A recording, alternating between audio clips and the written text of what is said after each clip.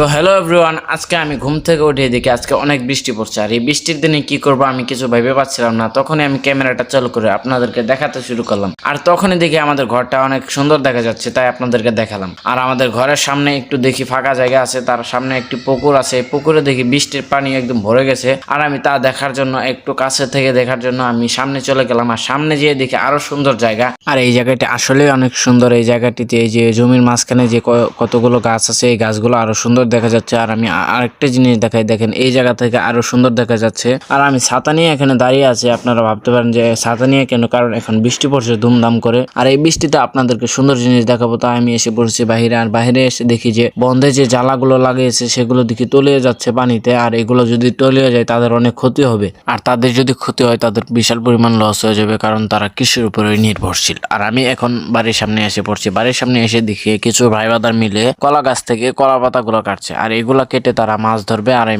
মাছ ধরার প্রসেসিংটা খুব সুন্দর আমার কাছে লাগে, কারণ এইভাবে অনেক মাছই তারা পায়। আর তাদের সেই প্রসেসিংটি করার জন্য প্রথমে কলা পাতাগুলো একসাথে বিছিয়ে তারপর একটার পর একটা বেঁধে তারপর তাদের খেতে নিয়ে যেতে হবে। আর খেতে নিয়ে যাওয়ার পরে তারা মাছ ধরা আসল কাজটা শুরু করতে পারবে। আর চলেন আজকের ভিডিওটি এ পর্যন্তই। ভালো থাকবেন, সুস্থ থাকবেন, বাই।